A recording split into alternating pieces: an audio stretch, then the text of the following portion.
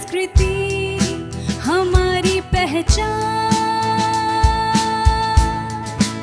हमारी संस्कृति हमारी पहचान, rising star of folk. Supreme court ने वक्फ अमेंडमेंट एक्ट 2025 पर बड़ा फैसला सुनाया है। ये फैसला 128 पन्नों में आया और करीब 20 से ज्यादा याचिकाओं पर सुनाया गया, जिन्हें 10 राजनीतिक दलों और कई एनजीओ ने दाखिल किया था। कोर्ट ने कानून के कुछ प्रावधानों पर रोक लगाई है, लेकिन पूरे एक्ट को स्टे नहीं किया, यानी सरकार को पूरी तरह झटका नहीं, मगर विपक्ष को भी पूरी तरह जीत नहीं मिली।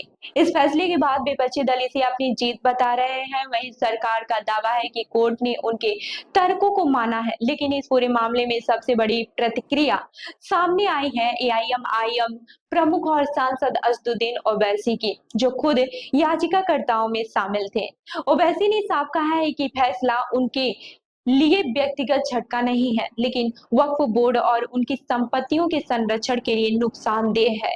उन्होंने आरोप लगाया कि इस संशोधन के बाद वक्फ अपनी कई प्रॉपर्टीज पर मालिकाना हक खो देगा।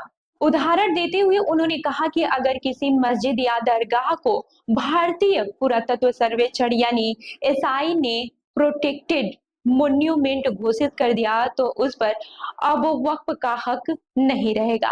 ओवैसी ने संसद के डिबेट का जिक्र करते हुए कहा कि अचानक संशोधन लाकर यह तय कर दिया गया है कि एसआई प्रोटेक्टेड प्रॉपर्टीज पर वक्फ का मालिकाना हक खत्म होगा।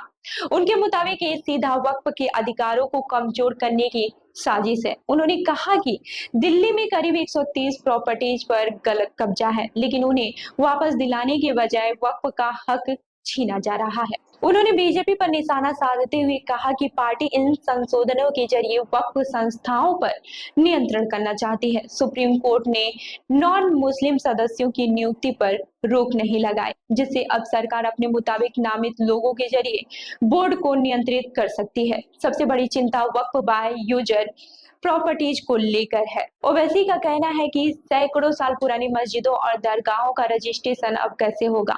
300 से 400 साल पहले की मस्जिद का मालिक कौन था, ये डीड कहां से लाए, और यह पूरा मामला प्रोसेस विवाद और राजनीति से भरा होगा।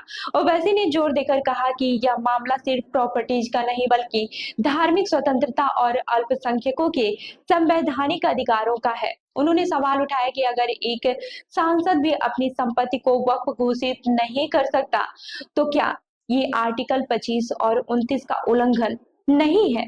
अंत में उन्होंने अफसोस जताया कि सेक्युलर पार्टियां इस फैसले से खुश हो रही हैं, जबकि असल में ये अल्पसंख्यक समाज के लिए एक गंभीर झटका है। तो इस खबर पर आपकी क्या राय है, हमें कमेंट करके जरूर बताएं।